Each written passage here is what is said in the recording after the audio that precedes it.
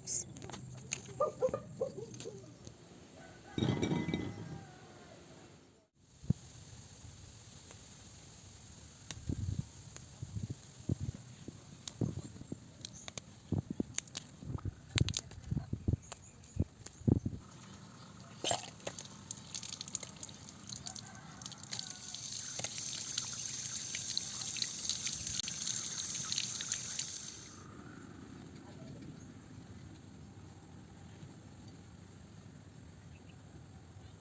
Hello, magandang araw sa ating lahat. In this video, papakita ko po sa inyo kung paano ko i-prepare ang kalabo or Cuban oregano para sa ubo at sipon. Alright? So, I'll show you the simple steps para i-prepare or ihanda ang kalabo na iinumin nyo kapag kayo ay inuubo at sinisipon. Alright? Let's watch, guys! Come here!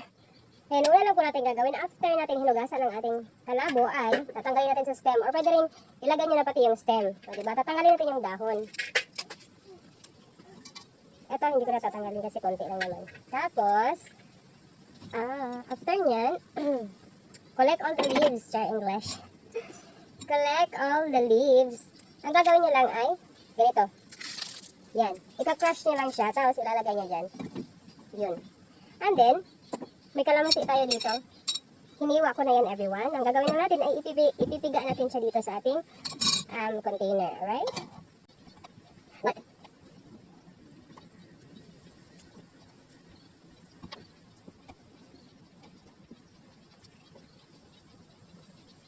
Alright.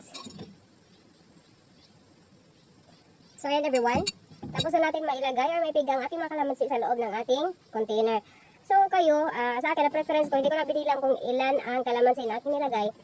Kayo, kailan gusto nyo, pwede 3, 4, depende sa asin na gusto nyo. Pwede nyo rin siyang lagyan ng sugar, pero mas maganda siya kung natural at walang sugar.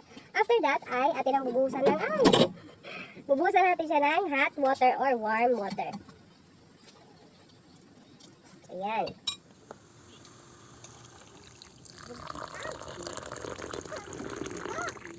Kinang. Labo.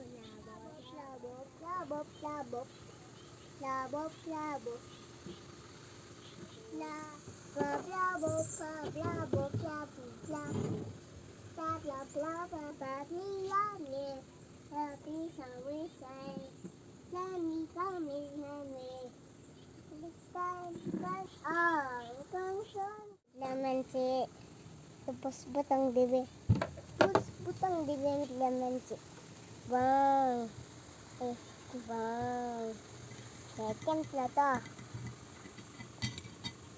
Tigkata mo.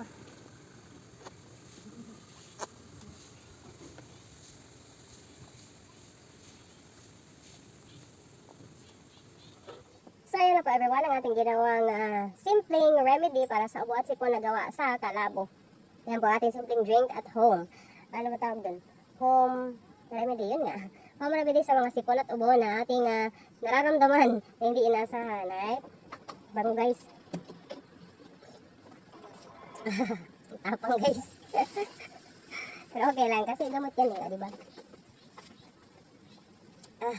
Soothing. Sarap siya guys. Try nyo. Para sa inyong ubo at sipon na hindi basta-basta dapat gamutin na naman kung ano-anong gamot. Diba? Try nyo naman yung mga ganito kasi ano siya eh, wala siyang bad effect sa ating katawan. Tsaka baby, pwede rin dito. Yan, ganyan lang guys, nagawa. Alright, thanks for watching. Bye!